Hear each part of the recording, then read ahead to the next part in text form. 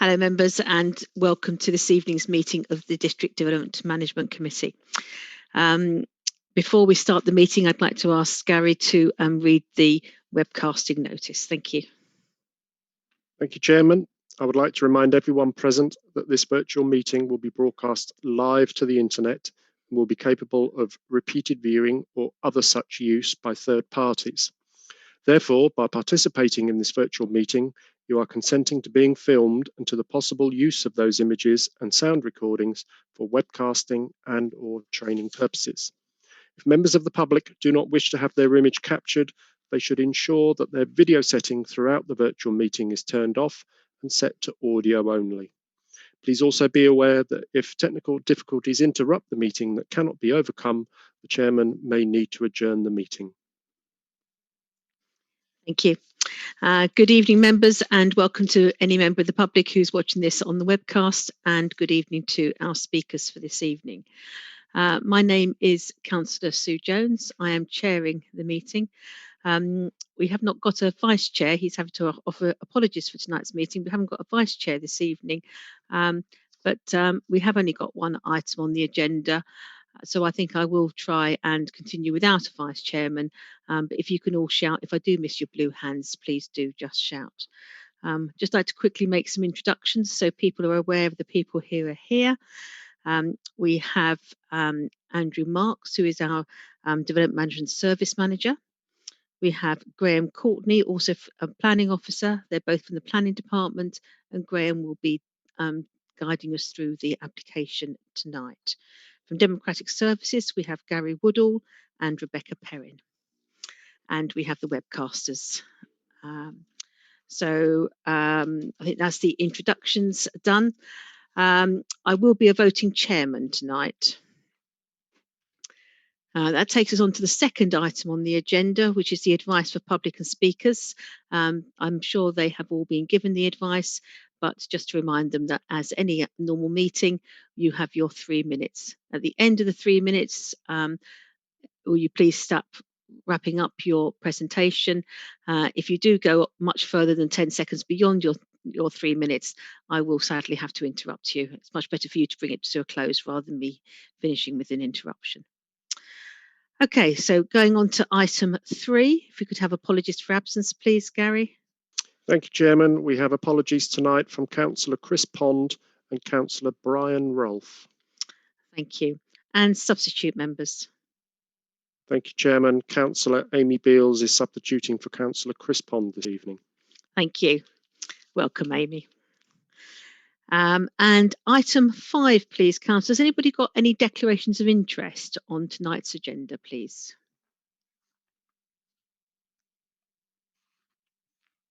No.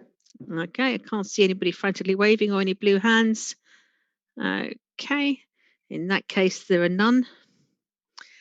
Item 6, attached to the agenda for tonight, you've had the the minutes for both of the previous 2 meetings, the 21st December and the 20th January.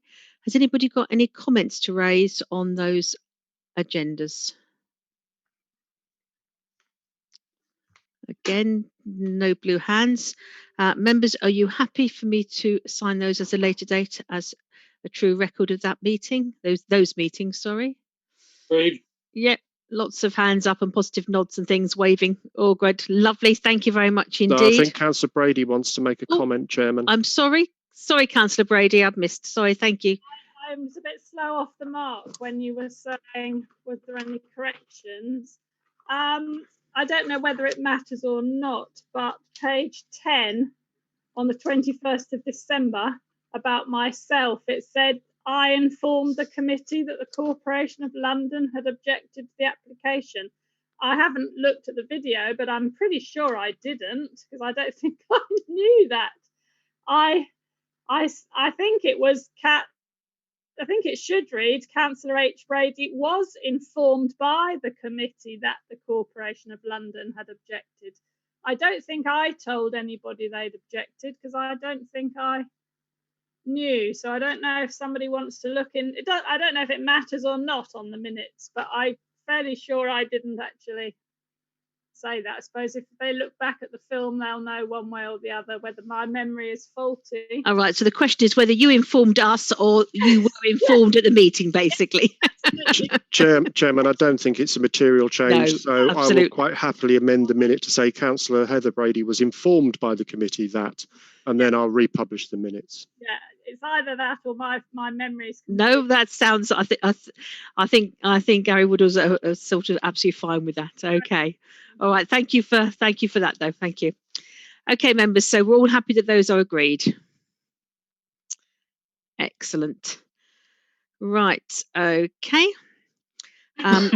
Item 7 is the normal item that ensures that we note the Epping Forest District Local Plan Submission version and its significance in discussing and deciding tonight's application. Okay. Right. In that case, unless I've forgotten anything, let's move on to item 8, please. This is the planning application EPF 2471/17, the land the rear of Oakley Hall, Hoe Lane, Nasing. And Graham is going to present this to us. Thank you, Chairman, and evening, you. everybody. So this is an application to demolish some derelict glass houses and some sundry structures and erect a 50-bed care home with ancillary parking and landscaping. It's a resubmission of a previously approved application from 2010, which has not been implemented and has therefore expired. The application was presented to Area Planning Subcommittee West on the 2nd of December 2020 with a recommendation to refuse consent on the grounds of Greenbelt, its unsustainable location and its potential impact on the Epping Forest Special Area of Conservation. The full reasons that were put forward are contained within the committee report. Members at West Committee disagreed with the recommendation and voted to approve consent. Since this is a departure from local plan policy, the application is now before you here with member recommendation to approve subject to the conditions suggested in the agenda and legal agreement. Oh, apologies. So the application site is situated to the rear of Oakley Hall and Prospect House and would be accessed off Hoe Lane. It is situated within the Greenbelt and due to its horticultural use does not constitute previously developed land. It can be seen here there are remnants of previous horticultural buildings on the site which would be removed. This is the proposed development which shows the access to the site and where the bulk of the built development will be, which is to the south of Oakley Hall and east of Coronation Cottages. Apologies to maps, actually the wrong way up here. So this is the proposed built form. Part of the development, as you can see, would have a green roof and there are several existing Lowlandi trees that would offer screening of the new building. This shows the internal layout of the site and its relationship with the proposed gardens, the sheltered gardens. So as previously stated, the application was recommended for refusal by planning officers at West Committee. However, members concluded that the application should be approved. The reasons given for this were due to the support from the Parish Council and residents, and since this was considered a good available site to cater for this type of development. Special consideration was given to the proposal providing dementia care in this district, which there was deemed to be a need. Since the previous decision, we've also had some correspondence from County Councillor Jackson, who is supporting the views of the Parish Council. So reference to dementia care was made throughout the previous committee, with the applicant's agent even referring to this in their comments. However, following the previous decision at West Committee, the case officer has sought further clarification on this and confirms that development is not intended as a specialist dementia care unit. I would maybe ask the agent who is speaking tonight just to confirm this when they speak. If this site is to provide specialist dementia care, and this is the special circumstance, or this is the main special circumstance that justifies the approval, then it is suggested this would need to be explicitly controlled. However, the submission and assessment made by officers on that has been on the basis that this is simply a care home and whilst it is expected that there would be some dementia care may take place, as we would expect with many care homes, this scheme has not been considered on the basis of it being a specialist dementia care unit. The application site was considered for care facilities, for care facility use, as part of the local plan site selection work, but did not proceed beyond an initial assessment, since it was not considered to be an appropriate location. The site, as I mentioned, is situated within the Greenbelt, and there appears to be no dispute that this proposal does constitute inappropriate development. As stated, the very special circumstances that members previously considered would outweigh this harm are primarily the need for dementia care facilities in this district. So if this proposal doesn't propose a specialist dementia care facility, then as previously submitted, the officers remain of the opinion that the proposal is inappropriate development, contrary to Greenbelt policy, and there are no very special circumstances. There are also continued concerns regarding the sustainability of the location and the impact on the special area of conservation due to increased traffic. If, however, members at this committee agree with the decision reached at West Committee, then the approval should be specifically for special dementia care and subject to the suggested conditions contained within the agenda.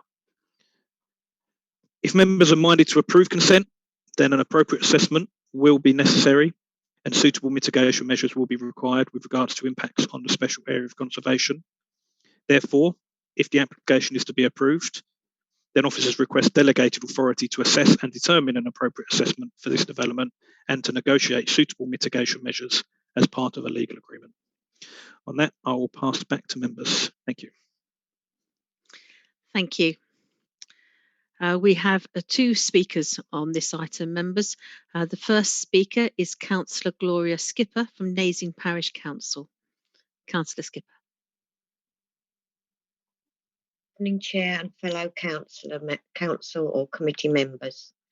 I'm speaking on behalf of Nasing Parish Council in support of this application, which we have supported throughout since its first planning submission in 2010, which was granted. I have been a councillor on Nasing Parish Council since 2003, and my background is that of a registered general nurse retired. I am actually speaking regarding what I believed and what our council believed, that this was a dementia and general care nursing home. We are pleased that the officers at Subcommittee West reported this application has been forwarded to you as recommended for granting permission, subject to legal agreement. And we as a parish council and on behalf of our residents wish to reiterate our support and the reasons for this as follows.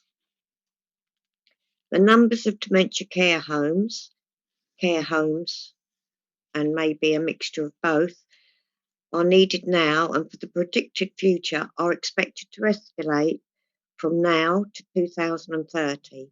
There are currently well over 850,000 people suffering with dementia, plus other related mental health issues and in the need of care homes in the UK, more than ever before, and projected figures are now saying this will increase to over 1 million by 2025. Since the effects of COVID-19 and lockdown have impacted on mental health issues to all age groups, these have yet to be evaluated. It is not hard to assume that the impact from this may increase early onset of dementia and the need in the population for care in the future. The Prime Minister's challenge for dementia, along with General Care 2020, is to overview the whole dementia issue in all its forms for the ageing population, is to deliver high quality care with compassion, developing the right people with the right skills and values, and to enable local care to be provided for all residents in need of these services within the confines of their locality. This is important also for families who have cared for their family members to be able to visit their loved ones within a reasonable distance on a frequency that they can allow. From a financial economical point of view, many adult family members are needing to work to contribute to financial costs these days, reducing the number of families who are able to home care their loved ones or other 24-hour health care, whether it be dementia or other senior problems.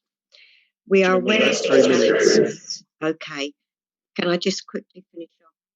10 seconds. Challenges ahead. Our local MP, Robert Halfon, and District Councillor Anthony Jackson and Richard Bassett, District Councillor, have also supported this planning application. Thank you. Thank you for your time. Thank you very much indeed. And our second speaker is Patrick Durr, who is the applicant's agent. Good evening, Mr. Durr.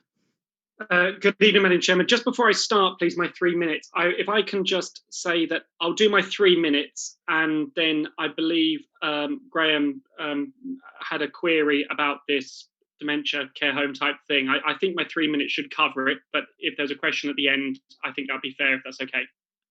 Yep. Thank you. Okay, thank you. Okay, I'll start my 3 minutes, please. Good evening, Madam Chairman and councillors. This evening, we propose a 50-bed care home, which is the exact same application, including plans, as was previously approved by this committee in 2013. Unfortunately, following the 2013 permission, my client's care provider lost its funding and could not continue.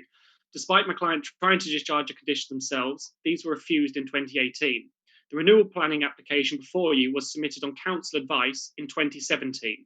And due to questionable delays is only being decided now. You may have read a footnote within the report added by the planning officer since the last meeting, stating that the applicant is not proposing dementia-specific care, and therefore councillors cannot take this into consideration. However, this is false. We have explained that a care home can provide either partial or full dementia care, and these are not separate uses. Both are considered within the same C2 residential care home planning use as this application proposes. Further, at the previous committee meeting, councillors noted that the former nursery site was an eyesore with collapsing structures, hard standing, contamination, and overground areas. Councillors felt that repurposing this site, clearing the contamination, and enhancing the character and appearance of the area was another positive for the local community. However, planning officers advised that this could not be a reason for support. In retort this evening, yes, enhancing the environment and character of the area whilst also providing a local facility to the aged community is a supportable reason, as principled by other developments in similar situations. The council's only issue is the need for this accommodation, as it feels less people will be requiring it than our consultant has calculated, and instead it hopes that the need will be met by future allocations under its as yet unadopted local plan. The council states that the application property was not included within its new local plan. However, we argue that this was surely because the site already had live permission when the local plan sites were assessed in 2016 and 2017. Therefore, it is expected that our site would have been included within the existing provision and therefore obviously not the future provision. In the last 2 years, the applicant has received offers from 4 care home providers, and they have agreed terms with one company. This provider specialises in dementia care for residents with dedicated nurses. It would seem that these offers confirm that the care industry also believes there's an unmet need, so willingly to invest £6 million in constructing this site. This facility will serve the local area and ensure older residents do not have to travel far to receive the care they need. No other facility has been provided since 2013 when the need was established. Additionally, the subsequent nursing, management, cleaning, secretarial, therapists and other jobs which would be created will only benefit the local economy at a time when COVID has rendered many jobless. In summary, we believe that the council has underestimated the need for care accommodation and is relying on a future allocation which has not been ratified by its plan. The land does not have permission, no provider has been agreed, and the facilities have not been built. Instead, our proposal is ready to go as it was in 2013, and the local and borough-wide need has only increased.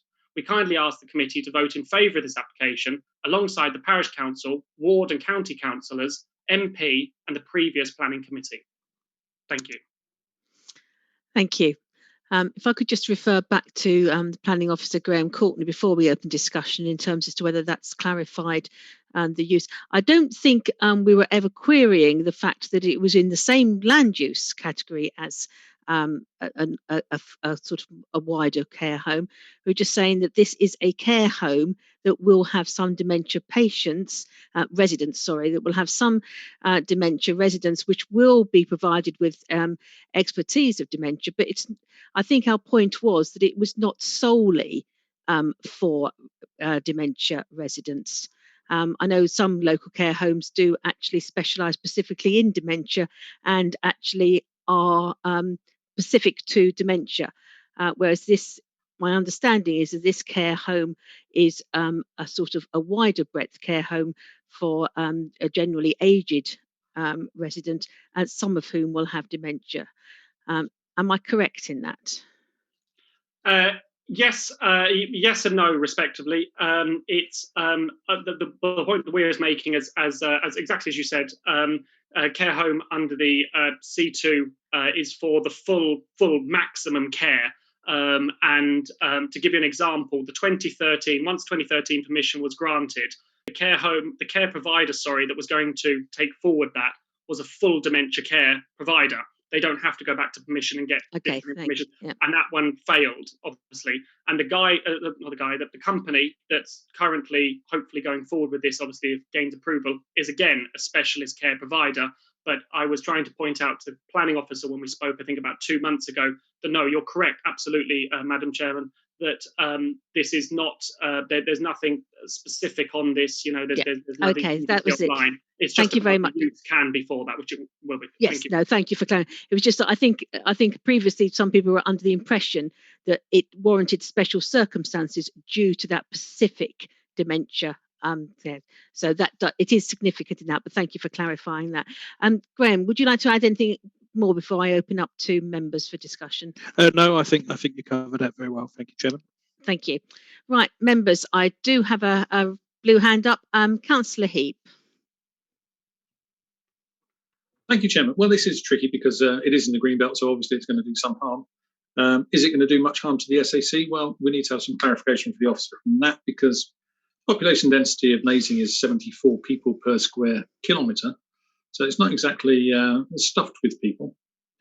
And it's near a Harlow for deliveries. So is it going to actually affect the SAC? And if they're going into London, unlikely as it's a care home, they'll be on the A10. So I'm not sure that the argument for harm to the SAC is valid. On the other hand, C2 use, well, what are the residency criteria? There's no way of guaranteeing that that's going to be a benefit to the local community whatsoever, because you can't restrict it to people who've lived in this district, unless you're going to specifically say that. So ultimately, I'm kind of in favour of it, but yeah, it's a really tricky one because of the harm to the Greenbelt. But I think, honestly, I'm in favour. Thank you. Graham, do you want to come back to us on the impact on the SAC at all? Well, the impact, yeah, absolutely. I mean, the impact on the SAC is obviously we haven't had an appropriate assessment. We haven't sought mitigation measures. So therefore, it would, if it was going to be refused, it would at this stage have to include a reason for refusal on the impact on the special area of conservation. But obviously, if it were to be approved, then there would be discussions and we would seek suitable mitigation prior to any decision being issued. So it's not so much that it would have to be a refusal if it's refused, but if it's approved, it can be adequately dealt with. Thank you. Sorry, Chairman, is that now a question of money? Is that a cost per unit? Not proposed in the could I ask a planning officer? Of course, yes. Andrew? Yeah, apologies. Come to get across you there. No, it's not just money. It is likely there will be a financial contribution that is part of the APMS, which I'm sure most of you, if not everybody, has read. There is a monetary contribution part to that, but it is also there may be further mitigation measures which include some of the conditions that we've suggested about electric charging points, but there may be other mitigation, and that is something that we would have to assess and discuss as part of if it is likely to be approved. Okay, and we are able to approve it tonight and be able to delegate authority to actually decide those mitigating things. I can see Andrew waving, so can I turn to Andrew Marks? Yes, yes, Chair. We're in a strange situation where obviously we've agreed, or members have agreed an interim air quality mitigation strategy in the last month or so.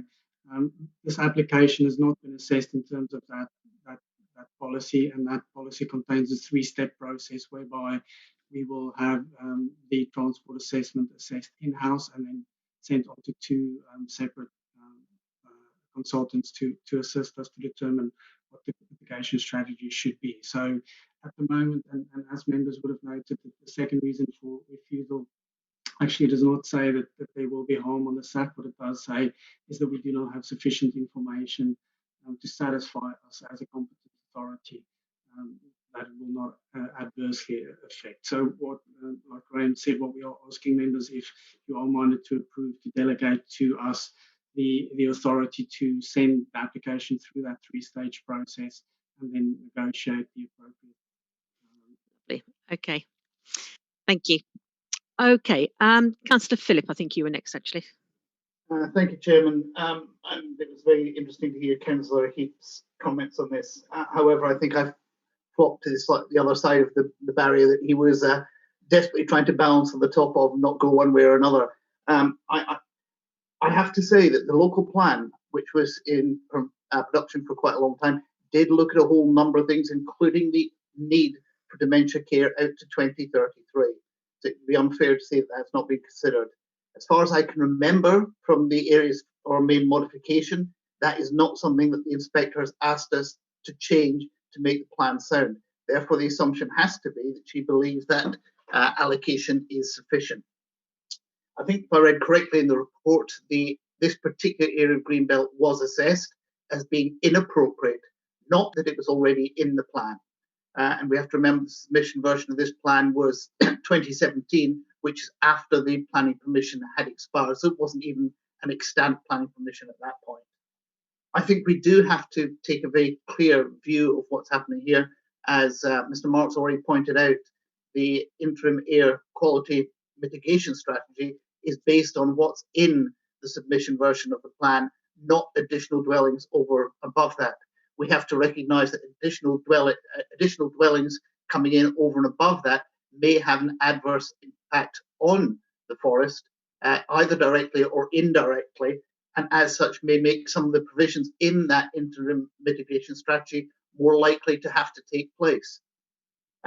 Given the whole balance of what we have, given the fact that this is not being called out as a specialist dementia home, which could potentially have been used as justifying very special circumstances, and taking on board the fact that the local plan would still have this within the green belt, I cannot see that special circumstances have been demonstrated for this application, and therefore there is no way that I can support this application.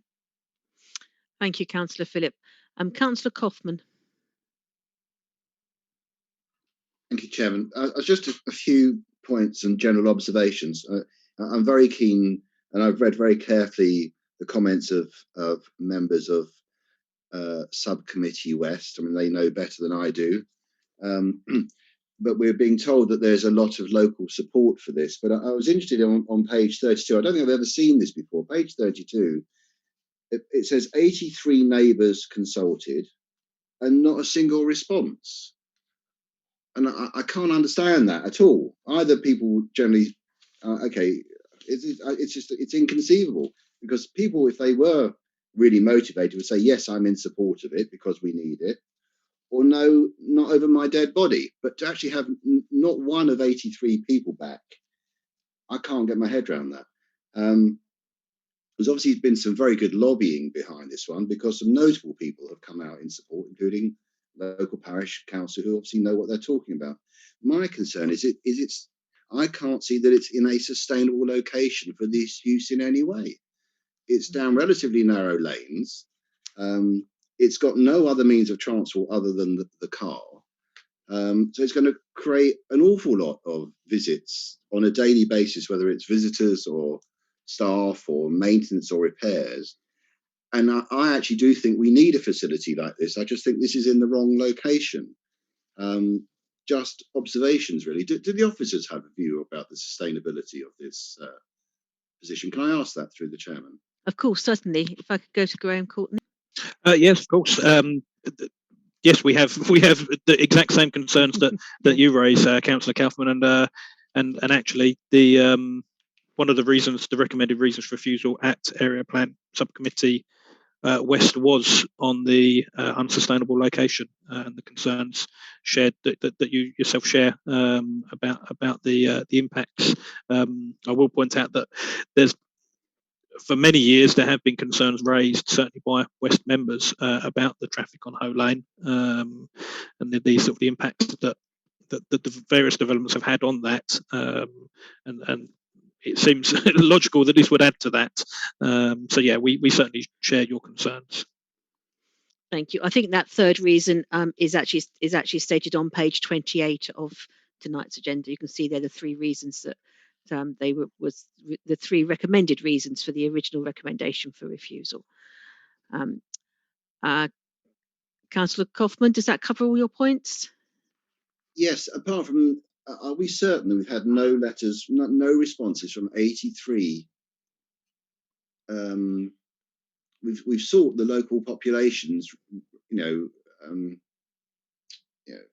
blessing for this, and we've had nothing. I'm amazed at that. I'm sure they would be on file if we'd had them. Sorry, just yes, I'm literally just checking as you were speaking, and yeah, we can't. That appears to be correct. Thank you. Okay, Councillor John Whitehouse. Yes, I can be fairly brief because of the points that were made by previous speakers. But I think, a lot of these issues, one of the ways for me is that very few of the issues that come up are actually sort of new since they were considered as part of the local plan. There's a green belt review as part of the local plan process. There was a site allocations process as part of the local plan process. And there's nothing here which is sort of new or wouldn't have come up as part of that consideration. And that combined with the fact it's in the green belt, and combined with the fact it's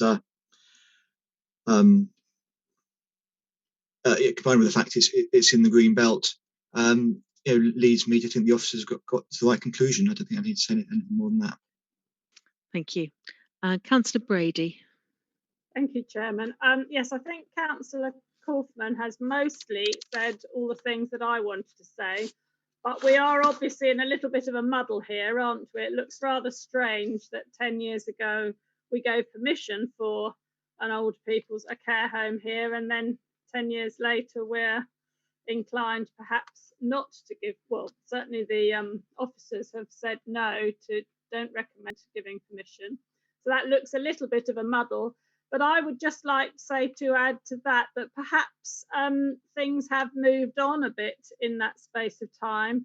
That years ago, our ideas of care homes were often ones of tranquil homes in old buildings in the middle of the countryside, in a nice tranquil country setting.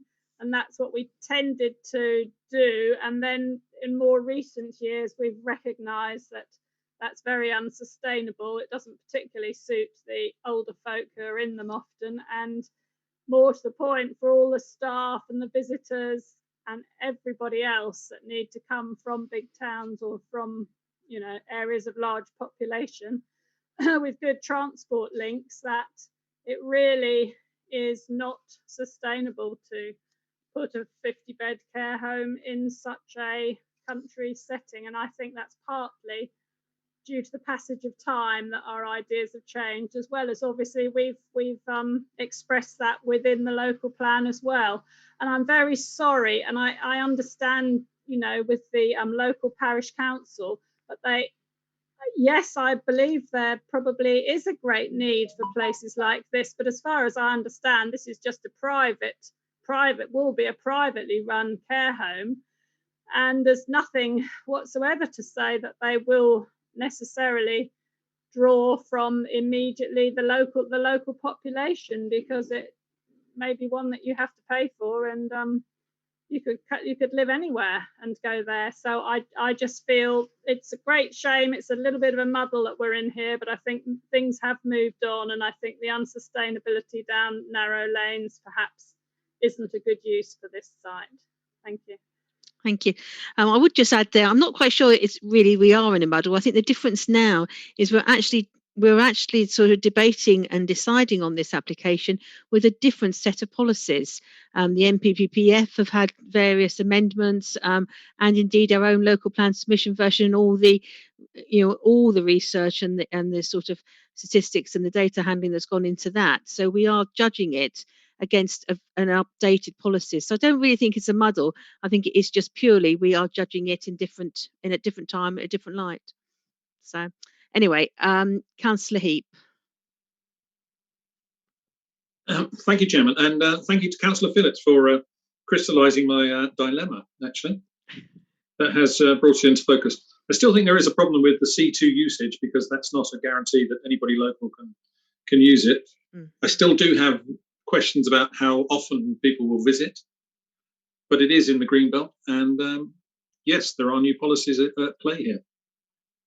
And for Councillor Golfman, population density of 74 per kilometre, 83 people, maybe none of them can see it. None of them know about it. Thank you. And Councillor Phillip again. Thank you, Chairman. Yes, I just wanted to come back and perhaps reinforce part of what you were saying. If we go back to 2010, when the original application came in, that predated the NPPF by 2 years. This council was still under a gypsy and traveller direction from the Labour government at that point. The landscape has changed significantly. I don't think we're confused at all. I think we're very clear now, and I think it's really important that we do recognise that we put a lot of work into getting a local plan that looked at all the challenges that we had for the district, be that in terms of care homes, be that in terms of hospitality, employment, residential, and we came up with a plan that addressed all of those aspects. And we need to be true to ourselves on that. And this is one which I agree is in the Greenbelt and therefore shouldn't be appropriate, because there are no special circumstances put forward. And I also agree with the comments around the sustainability. That is another key factor for this, and it just reinforces what I felt earlier. And as such, Chairman, given that this came with a recommendation from Plans East to Grant, I would like to propose that DDMC refuses this application using the reasons given in the original report, which I think you said helpfully are on page 28. 28, I think they are. If I have a seconder. Thank you.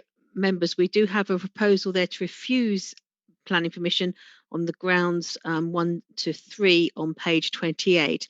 Do we have someone who's prepared to second that proposal, please? I think I've got Councillor Heather Brady indicating. Thank you. So that proposal has been proposed by Councillor John Phillip and seconded by Councillor Heather Brady. I'm going to ask members to vote. We'll call down the list. If you can remember, please, to state your name first and then say whether you are for the proposal to refuse, for the proposal to refuse, against the proposal to refuse, or indeed abstaining from the vote. Okay, I'd like to pass over to Gary, who will call the members list. Thank you. Thank you, Chairman. Councillor Heather Brady, please. Brady for the proposal to refuse. Thank you. Councillor Dorrell. Councillor Dorrell against. Is that against the proposal to refuse? Yes. Yep. Thank you. Councillor Hadley. Or the approval to approve. Councillor Heap. Well, I'm going to abstain. Okay. Councillor Helen Kane. Councillor Helen Kane against. Councillor Kaufman. For the proposal, Councillor Howard Kaufman. Councillor Morgan. Councillor Richard Morgan against the proposal. Councillor John Phillip. Councillor John Phillip for refusal. Councillor Sherburnier. Councillor Sherburnier for. Councillor John Whitehouse. Councillor John Whitehouse for. Councillor Amy Beales. Councillor Amy Beales for. And Councillor Sue Jones, Chairman. Councillor Sue Jones for. Okay, in that case, we have 8 votes in favour of the proposal to refuse, 3 against and 1 abstention. Thank you. In that case, members, that application has been refused. Thank you. Right, members, that actually... Sorry, can I just ask, I didn't hear, it broke up. Councillor Hadley, sorry, what was the vote, sorry? Could I ask whoever was taking the vote? You can look back on the webcast and you'll be able to find out. Okay, Sorry. thank you. Very much. That's fine, thank you. Okay, members, that takes us to the end of the planning applications tonight. Item 9 is any other business. Pass over to Gary. No, Chairman, we have no other business. Thank you. And there is no need for, there's no item under the exclusion of public and press. So in that case, members, I will close the meeting at 19:41. Thank you very much indeed, members. Could we stop the webcasting, please?